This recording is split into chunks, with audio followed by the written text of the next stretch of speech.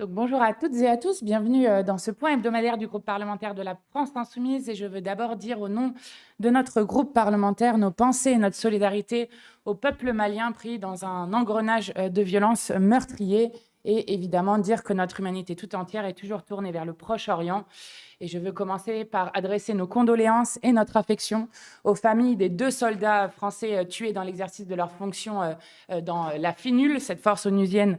Donc je pense évidemment aux familles d'Anissé Girardin et de Florian Montorio. Il y aura un hommage qui leur sera rendu au début des questions au gouvernement. Et nous redisons que quels que soient les responsables, ils doivent être retrouvés et punis.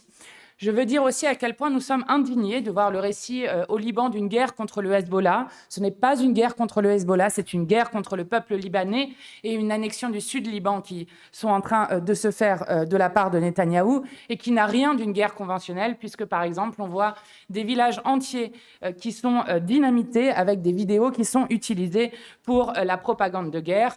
Lorsque 100 secouristes sont tués, visés jusque dans leur ambulance, cela n'a rien à voir avec une guerre contre le Hezbollah. Lorsque votre collègue journaliste Amal Khalil est délibérément ciblé par une frappe israélienne, cela n'a rien à voir non plus avec le Hezbollah. Et je rappelle que l'armée israélienne tue aujourd'hui le plus de journalistes au monde. Et lorsque l'armée israélienne commet le massacre du 8 avril, tuant en 160 frappes en une seule journée plus de 300 personnes, là aussi, cela n'a rien à voir avec le Hezbollah. La réalité, c'est que Netanyahou n'a jamais respecté aucun cessez-le-feu. Je rappelle qu'à Gaza, il y a plus de 800 Palestiniens qui ont été tués depuis le prétendu cessez-le-feu. Et Médecins sans frontières dit aujourd'hui qu'il y a de la part de Netanyahou et d'Israël une privation délibérée d'eau infligée aux Palestiniens. Et quant au Liban, je rappelle qu'entre novembre 2024 et février 2026, il y a eu plus de 15 000 violations du cessez-le-feu qui ont été documentées par l'ONU. La réalité, c'est donc que Netanyahou est un danger pour la paix et il est d'autant plus honteux dans ces conditions de voir que la France n'a pas clairement pris position pour suspendre l'accord d'association entre l'Union européenne et Israël, malgré 1 million de citoyens européens qui ont signé l'initiative citoyenne européenne, et au contraire de la Slovénie, la Belgique, l'Irlande, le Portugal ou encore l'Espagne qui ont, eux, affirmé qu'il fallait suspendre cet accord d'association.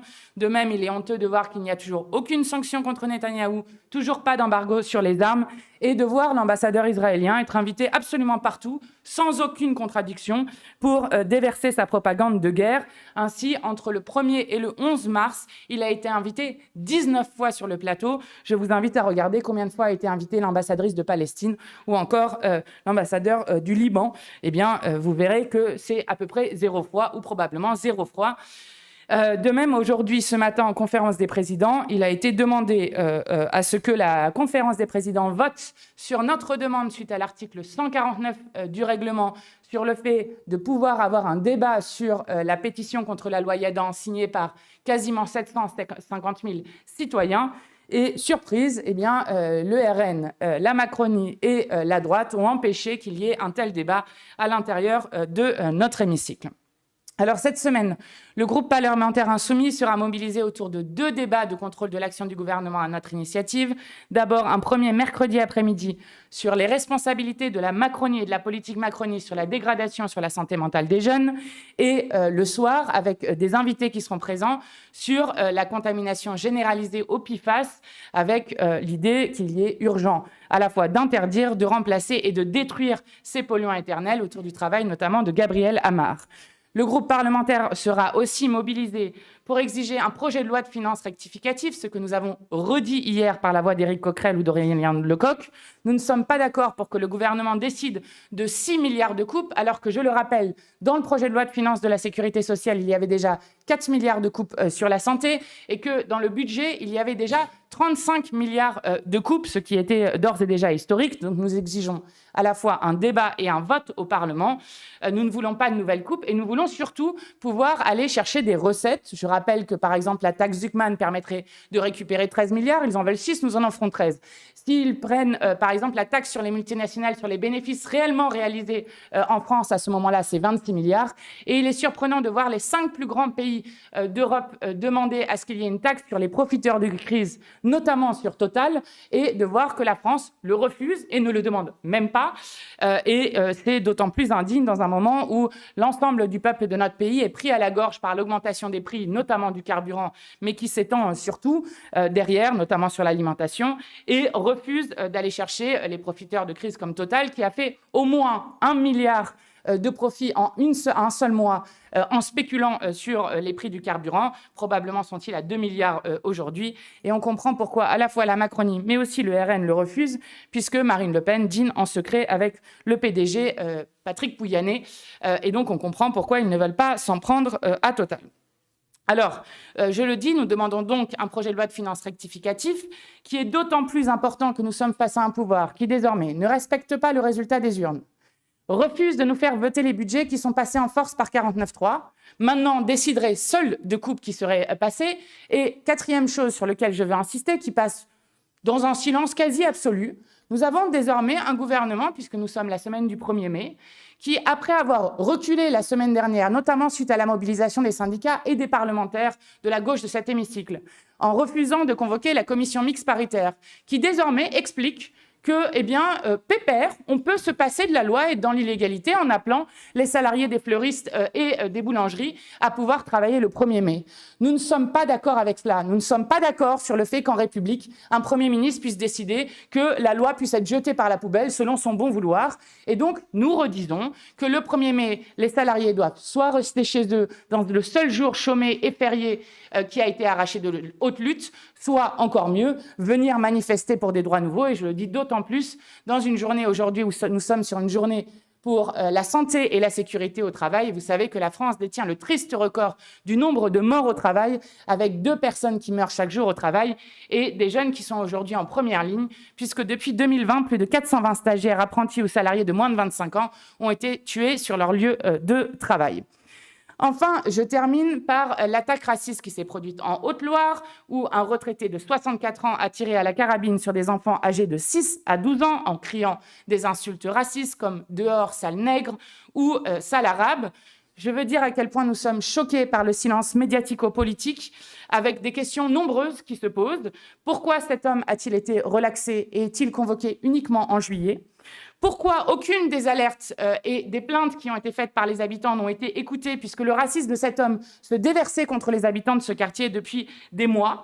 Pourquoi, comme le raconte Mediapart, les injures racistes proférées par le tireur, ont disparu de la déposition de plainte donc le père de l'enfant visé ? Et pourquoi y a-t-il eu un refus de prendre une nouvelle plainte ? Pourquoi cet homme, le tireur, a-t-il été relogé suite à ces tirs en affirmant « c'est malheureux d'en arriver là pour que ça bouge enfin » ? Et pourquoi la ministre en charge des luttes contre la discrimination écrit-elle « si le motif raciste devait être confirmé », alors qu'une deuxième enquête a été ouverte grâce à la mobilisation des habitants et des associations antiracisme. Je veux dire à quel point ce deux poids, deux mesures est écœurant pour des millions de gens dans notre pays. Et je rappelle surtout qu'il y a des conséquences, non seulement à la banalisation, mais aussi à la libération de la parole raciste. Et je le dis d'autant plus qu'en Haute-Loire, fort heureusement, le drame a été évité, mais que samedi, c'était les 1 an de l'assassinat d'Aboubacar Cissé, qui, je le rappelle, a été assassiné dans une mosquée avec 57 coups de couteau qui lui ont été infligés. Et je pense évidemment aussi à Hichem Miraoui ou encore à Jamel Benjabala. Et je vais laisser la parole à Gabriel Catala. Bonjour à toutes et tous. Mathilde vient de le dire, aujourd'hui c'est la journée mondiale de la sécurité et de la santé au travail. La France détient le triste record de morts au travail. Encore il y a quelques jours, un stagiaire de 15 ans est décédé sur un lieu de stage et ça nous a permis de rappeler que nos enfants ne devraient pas être des individus de marché dès la 3e, mais devraient rester à l'école pour s'émanciper intellectuellement. C'est pour ça que nous réclamons, nous sommes plusieurs à avoir signé derrière une tribune, pour appeler à supprimer ces stages qui n'ont aucun intérêt. Et c'est aussi l'occasion, cette journée, de rappeler que le 8 mars, nous avions déposé une proposition de loi pour renforcer les obligations de l'employeur en matière de prévention et de traitement des violences sexistes et sexuelles au travail et d'adapter le monde professionnel à la réalité des violences conjugales et sexuelles, parce que nous pensons que les femmes ont le droit aussi à être en sécurité et en sûreté sur leur lieu de travail. Or, il est démontré que 10 viols ou tentatives de viol ont lieu chaque jour en France sur les lieux de travail, et que c'est un fléau qui n'est pas considéré, et le Code du travail n'est pas adapté à cette situation. C'est pour ça que la proposition de loi, elle vise deux situations, à la fois les femmes qui sont victimes de violences conjugales et violences sexuelles en dehors du lieu de travail et dont la situation de victime doit être mieux considérée, parce que leur emploi du temps doit être adapté pour tous les rendez-vous qu'elles peuvent avoir. Les troubles que ça génère devraient être considérés par leur employeur. Et ensuite, évidemment, c'est le cœur de la proposition de loi, il est question de renforcer les obligations des employeurs en matière de prévention des violences sexistes et sexuelles qui ont lieu sur le lieu de travail ou à l'occasion ou en lien avec celui-ci. Et donc là, il est question de renforcer les obligations de l'employeur public comme privé en matière de prévention des violences sexistes et sexuelles au travail, de renforcer la formation qu'ont tous les employeurs et tous les salariés sur le temps de travail et le temps de délégation dont bénéficient les représentants du personnel ou les délégués du CSE. Ensuite, on propose que l'employeur soit désigné pour prendre en charge l'ensemble des frais de justice de la victime lorsque les violences sexuelles ont eu lieu sur le lieu de travail. On propose de mieux protéger les victimes contre les mesures de rétorsion qui peuvent exister, à la fois des sanctions disciplinaires, des licenciements, des mesures discriminatoires qui sont souvent prises à l'encontre des victimes de violences sexuelles lorsqu'elles les révèlent, lorsque ces violences ont eu lieu sur le lieu de travail, puisque c'est une étude de la CGT. 14% des victimes ont vu leur contrat de travail non renouvelé, 10% ont été licenciés pour faute grave ou inaptitude, et 9% ont essuyé une demande de démission de la part de leur employeur. Au total, 40% des personnes harcelées estiment que l'affaire s'est achevée à leur détriment, ce qui ne favorise pas les signalements ultérieurs et bien sûr le lien de confiance qui devrait exister entre les salariés et les employeurs. La CGT ajoute évidemment qu'il y a des mutations forcées qui sont monnaie courante, alors qu'elles sont bien entendu interdites par le Code du travail actuel. Et toutes ces mesures, finalement, elles ne font que reprendre ce que recommande depuis des années l'Organisation internationale du travail et de nombreuses conventions que la France a ratifiées, mais qu'elle n'applique toujours pas correctement. Merci beaucoup. Bien, bonjour à toutes et tous. Comme vous le savez, à notre initiative, actuellement, il y a une commission d'enquête parlementaire qui porte sur le pillage de l'économie française par des fonds prédateurs. Il n'y a jamais eu une mission parlementaire, ni de près ni de loin, là-dessus. Et enfin, on découvre leurs agissements, mais en fait, il n'y a pas une seule semaine qui passe sans que ces fonds prédateurs s'accaparent et pillent une partie de l'économie et de la production. Rien qu'hier, nous avons appris que Forvia, une grande partie de Forvia est achetée par Apollo, 31 000 salariés qui passent sous la commande du plus grand fonds mondial américain, mais aussi Polytechnil, qui va être pillé, saccagé par un fonds avec autorisation du tribunal de commerce. Polytechnil à Saint-Fons, vous savez, c'est plus de 500 salariés qui vont être licenciés secs. Toute la production d'un leader mondial de la chimie encheville tout cela, et je le dis, c'est vraiment en cheville, avec le concurrent allemand BASF. Voilà, tout cela est organisé. Et nous demanderons des comptes, puisqu'il va y avoir audition des ministres de l'économie, évidemment, Monsieur Lescure à 11h jeudi, et avant cela, de Monsieur Bruno Le Maire à 8h30, puisqu'il y a eu des années de mise en place d'un système macroniste qui vise au pillage de l'économie par ces fonds prédateurs. Et quand je dis qu'il y a un système, c'est d'abord Bercy, qui d'abord laisse ces entreprises sans solution, puis autorise leur vente à ces fonds prédateurs.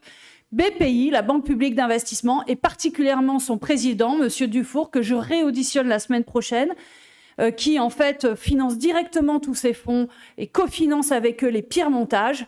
Et puis évidemment les tribunaux de commerce. Je veux vous dire quand même, pour vous rendre compte qu'au-delà de Polytechnil et Forvia, rien qu'en 4 mois de commission d'enquête qui a débuté en janvier, il y a eu Biogarant, un tiers des médicaments génériques, LMB Aérospace, qui produit pour l'armement, d'accord? Donc tout ça, c'est hyper stratégique. Mais c'est aussi Atos, la première entreprise numérique de France, toute la souveraineté numérique de la France qui est aux mains de quelques fonds étrangers dans une holding du Luxembourg.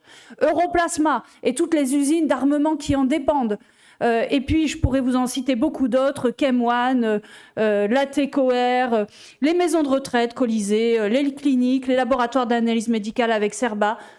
À peu près une grande majorité aujourd'hui des cabinets de radiologie, dentistes, ophtalmologie, vétérinaires, les crèches, les clubs de foot, etc. Bref, on estime déjà qu'il y a 10 à 15% de l'économie française qui est tombée dans les mains de ces fonds, des dizaines de milliers d'emplois détruits ou qui seront détruits. Donc nous allons demander des comptes à Bercy parce qu'évidemment, on a enfin vu ces visages des PDG de ces fonds, de ces associés qui se font des millions d'euros chaque année, y compris... Dedans, on retrouve Xavier Muscat, François Fillon, enfin tout un tas de gens qui sont passés par la plus haute responsabilité politique et étatique. Ces fonds, c'est EQT, KKR, Blackstone, EQT, Mutares, etc. Il faut savoir que ça n'a pas de nationalité. Tous ces fonds, c'est des fonds voraces. Et je finis là-dessus, qui ne profitent que d'une chose, l'absence totale de régulation. Ils font ce qu'ils veulent. Et même le président de la Fédé bancaire française, j'étais d'accord avec lui la semaine dernière, rendez-vous compte, moi, députée insoumise, d'accord avec le président de la Fédé bancaire, disant il faut absolument réguler ces fonds, c'est une catastrophe. C'est eux qui seront responsables très certainement de la prochaine crise financière aux États-Unis, qui évidemment contaminera la planète entière. Et c'est eux qui sont en train de piller drastiquement l'industrie, etc., et toute l'économie et les entreprises françaises. Il est temps d'y mettre fin. Et voilà, en tout cas, l'objet de cette commission d'enquête. Donc, rendez-vous jeudi avec les ministres de l'économie et donc tout ce système macroniste. Bien, bonjour à toutes et à tous. Désolé pour mon retard.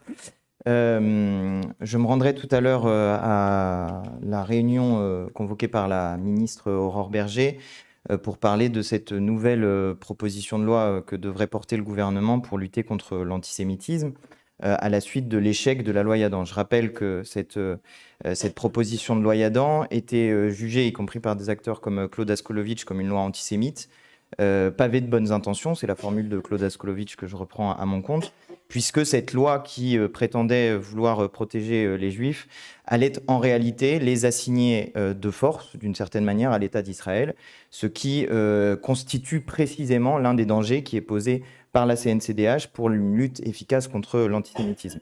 Donc le premier élément, c'est d'abord de dire que cette proposition de loi était mauvaise et qu'il ne faut surtout pas revenir sur ces éléments qui étaient proposés par Madame Yadan, si on veut lutter efficacement contre l'antisémitisme. Parce que oui, il y a un problème dans notre pays, il y a un sujet qui est posé sur l'augmentation des actes antisémites, et il faut lutter efficacement contre ces actes, par exemple en luttant contre les préjugés antisémites qui existent dans notre pays, dont la CNCDH dit d'ailleurs qu'ils sont plus répandus à l'extrême droite que partout ailleurs dans le reste du champ politique, mais qui existent d'une manière générale dans l'ensemble du champ politique et de la société. Et c'est donc en luttant contre ces préjugés qu'effectivement on peut faire des choses utiles. Comment faire ? Eh bien, y mettre d'abord des moyens. Et la CNCDH, dans son évaluation du plan de lutte contre le racisme 2023-2026, dit que justement les moyens n'ont pas été mis, les moyens suffisants n'ont pas été mis pour répondre aux enjeux de ce plan, ni dans le secteur de... Vous voulez de l'eau peut-être ? Ni dans le secteur de l'éducation, ni dans le secteur de la police, ni dans le secteur de la justice. Et d'ailleurs, les questions qui sont posées dans la prise des plaintes par la police, qu'on retrouve d'ailleurs dans l'affaire de la Haute-Loire et dans le traitement ensuite par la justice des actes racistes en général et en particulier antisémites, est posée. Et donc c'est là encore dans les propositions que nous mettrons sur la table. Je dis une dernière chose, mais c'est que séparer la lutte contre l'antisémitisme de l'ensemble des luttes antiracistes de notre pays provoque un problème, peut créer un problème, et que ce qu'il faut faire pour être efficace dans la lutte contre l'antisémitisme comme dans la lutte contre toutes les formes de racisme, c'est de mettre en place des moyens qui sont valables justement pour lutter contre toutes ces formes de racisme. Et c'est ce que je dirais donc dans la réunion tout à l'heure avec la ministre Aurore Bergé. Merci beaucoup. Question ?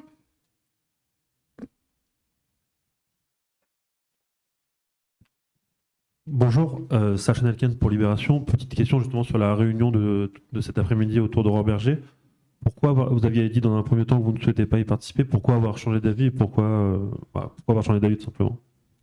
Ok. Bonjour, Lucie Aubourg pour l'AFP. Une question sur le rapport à l'oncle qui a été adopté en commission hier. Il existe un délai de 5 jours ouvrés avant la publication pour permettre que l'Assemblée, notamment dans son ensemble, puisse s'opposer à cette publication. Il faut pour cela qu'un dixième des députés réclame que l'Assemblée se réunisse en comité secret. Est-ce que c'est quelque chose que vous comptez faire, que vous comptez demander ?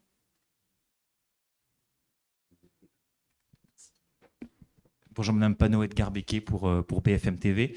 Vendredi dernier, Patrick Pouyanné, le patron de Total, estime que la France pourrait entrer dans une ère de pénurie énergétique avant l'été. Est-ce que selon vous, il faut davantage préparer les Français à un risque de pénurie? Merci beaucoup. Merci. Est-ce qu'il y en a d'autres? Oui, derrière. Oui, Frédéric Delpech pour LCI et TF1.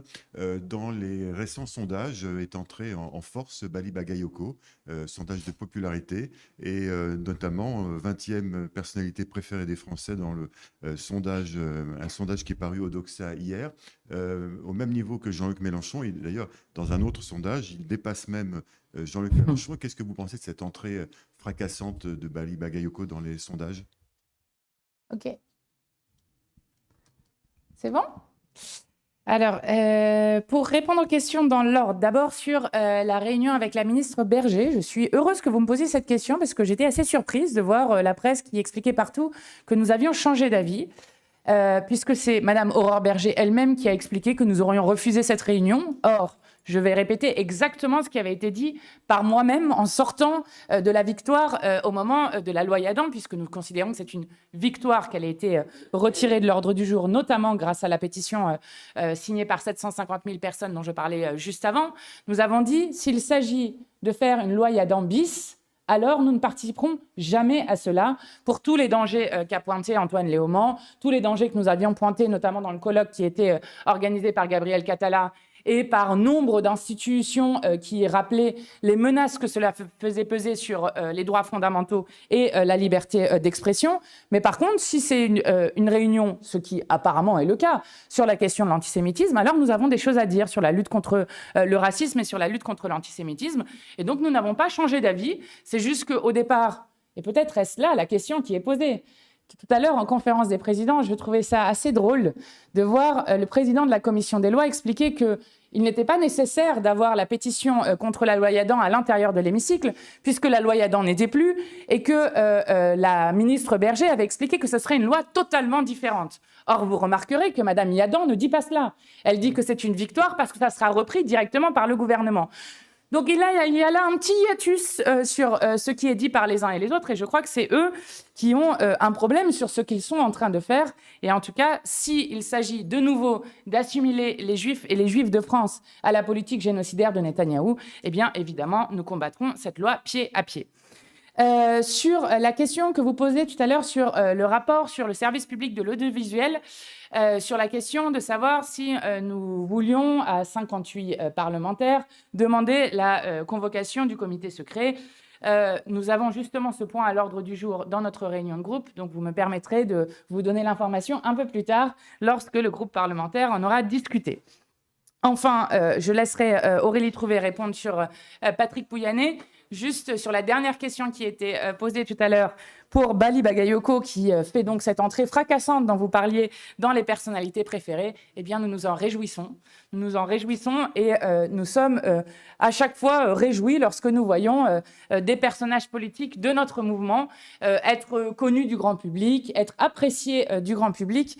Et si derrière la question, il y avait la question de savoir est-ce qu'il dépassait Jean-Luc Mélenchon, est-ce qu'il était un peu moins que Jean-Luc Mélenchon ou autre, eh bien nous, contrairement aux autres, nous sommes extrêmement fiers d'appartenir à un mouvement où nous ne passons pas notre temps à nous taper dessus, à nous battre entre nous, à avoir, je ne sais pas, 20 candidats dans une famille politique potentielle. Et nous sommes très fiers d'avoir à la fois une cohérence politique autour d'un programme de rupture et des personnalités qui parlent et qui sont aimées par beaucoup de gens dans ce pays, par des millions de gens dans ce pays, et qui font au contraire, je crois, la force de notre mouvement politique. Aurélie Trouvé pour la dernière question. Bien, merci. Alors à propos du PDG de Total, d'abord j'observe qu'il n'a pas beaucoup de courage et pas beaucoup de respect de la représentation nationale, puisque cet après-midi, il y a une audition de Total en commission des affaires économiques, mais il envoie ses directeurs X et Y, mais pas lui-même. Pas beaucoup de courage sans doute, parce qu'en réalité, ça sera très facile de lui répondre. Il ose parler de pénurie, alors qu'on sait que Total a plusieurs mois de stock privé et de stock stratégique obligatoire. Il ose dire ça alors que le Financial Times, et soit dit en passant, il a fallu que ce soit un média étranger qui le sorte. On sait par le Financial Times que Total a fait 1 milliard au moins de spéculation et de profit, parce qu'ils ont acheté massivement plein de pétrole juste avant la guerre, et ils en ont plein, qui va être chargé au mois de mai. Donc, vous inquiétez pas, ils en ont plein. Ça va être chargé au mois de mai parce que c'est le pétrole qui passe pas par le détroit d'Ormuz. Donc, vraiment, il se moque du monde. Et il faudra lui rappeler aussi, malheureusement, il ne sera pas là cet après-midi pour qu'on lui rappelle, que ces marges ont été multipliées par 4. C'est la moyenne et c'est les chiffres de l'UFIP. Les pétroliers ont multiplié par 4 leurs marges depuis le début de la guerre. Et pour finir, et je vous l'affirme, Total se fera au moins plusieurs milliards d'euros de profits supplémentaires avec cette guerre. On le sait déjà à l'avance. Ce sont des profiteurs de guerre. Et pour finir, le plus honteux, c'est évidemment Bercy et le ministre de l'économie et le gouvernement tout entier qui ne fait rien pour bloquer les prix ou pour s'attaquer au profit de Total. Je rappelle qu'il suffit d'une chose, c'est d'appliquer un décret. Le jour où on sera au gouvernement, on appliquera un décret et l'essence sera à 1,70 € comme c'était avant la guerre. Merci. Merci beaucoup.